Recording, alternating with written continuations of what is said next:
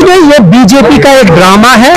सबसे बड़ी बात है कि जम्मू कश्मीर के लोगों ने उनके चुनिंदा नुमाइंदे इसलिए चुने हैं कि वो इस असेंबली में आके लोगों के जो मसाइल है उनको उजागर करे, उनके सवाल उठाए, उनके जवाब ले और इस हुकूमत को जवाब दे बनाए। जानबूझ के डिसरप्ट करना हाउस को, वो भी इतने इंपॉर्टेंट क्वेश्चन आवर में, उसके बाद वो बाहर निकलना और 5 मिनट के बाद वापस आके अपनी तनख्वाह में अपनी जगह बैठ जाना ताकि उनका जो वो दिन का वो पैसा होता है वो कहीं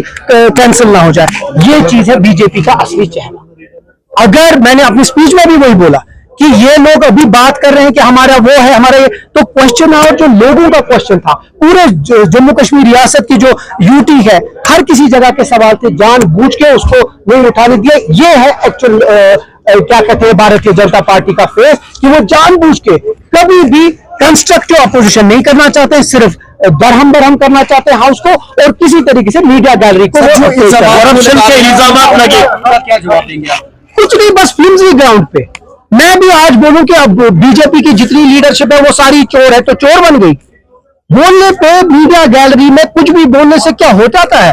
और जानबूझ के पहले डिप्टी सीएम साहब के खिलाफ बोलना, उसके बाद डिप्टी सीएम के इर्द गिर्द उनको मंडराना, ये क्या मतलब? इससे आपको पता चलता है ये कितनी पेटी और कहते हैं ना वो फरेबी पॉलिटिक्स है इनकी। तो मुझे लगता है वो चलिए छोड़ दिए वो सब चीजें, लेकिन अफसोस ये है कि इतना अहम दिन जहां असेंबली लोगों की होती वहां उन्होंने डिस्टर्ब किया और जो असली सवाल थे उनका जवाब नहीं दिया। उसमें सीएम साहब ने अपनी बात कही है, उसमें सारा सब कमेटी बनी है, ये गवर्नमेंट समझती है कि वो कितना अहम है, लॉ डिपार्टमेंट से आई है। उसके बाद जिस तरीके से उमर अब्दुल्ला साहब सरकार ने बोला है, इसको एप्रोप्रिएट टाइम हम ये कर देंगे सारा कुछ, आपकी वसादत से किसी का भी हक छिनेगा नहीं, इतना हम आपको वादा करते पहले आपने शुरू किया अखबार के हवाले से, तो इंफॉर्मेशन आपकी हुकूमत की बात है, तो आप उस हवाले से क्या कहना है? इंफॉर्मेशन डिपार्टमेंट हमारे पास है, लेकिन बहुत सारी चीजें इसमें हम बार बार स्टेटहुड इसीलिए मांग रहे हैं कि कोई भी अफसर हुकूमत जो चुनिंदा हुकूमत है उनके फैसलों को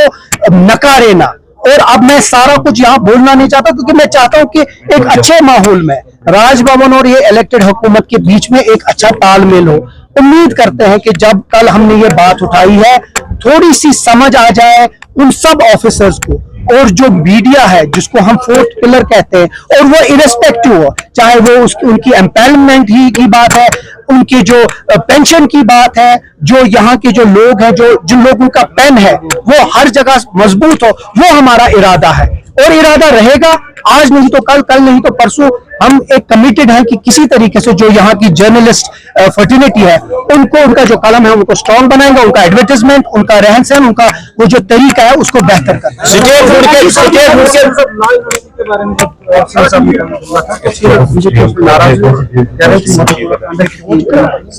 कर ले शिकायत, हम उसको जवाब दे देंगे। जब अब छोड़ दीजिए, चलिए वो जवाब दे देंगे, उसके बाद हम उसके बारे में बात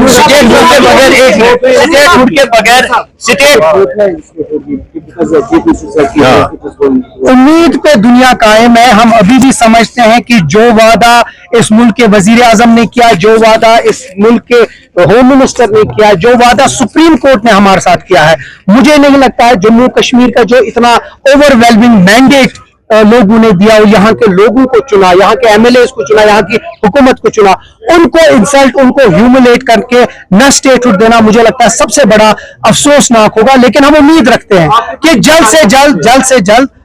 स्टेटहुड यहाँ मिल जाए, ताकि लोगों के जो मसाइल है, हर कोई मसाइल इसके साथ जुड़ा है, वो जल्द से मैं कहता हूँ हम नाउम्मीद क्यों रहे, वक्त आएगा। जैसे उमर अब्दुल्ला साहब ने कहा है, एक टाइमलाइन उनके दिमाग में है, वो लीडर है, इस गवर्नमेंट के लीडर है हमारी पार्टी के, देख लेते हैं थोड़ा वक्त नहीं बताया ना। भी हम चाहते हैं कि हम नेशनल कॉन्फ्रेंस कभी धमकियों पे नहीं चली है, हम चाहते हैं एक अच्छे एटमॉस्फेयर में एक डायलॉग एक तरीके से हो, और वही चीज बेहतर है। हम चाहते हैं कि जल्द से जल्द हो और उसके लिए जितना भी जिद्दोजहद करना होगा हम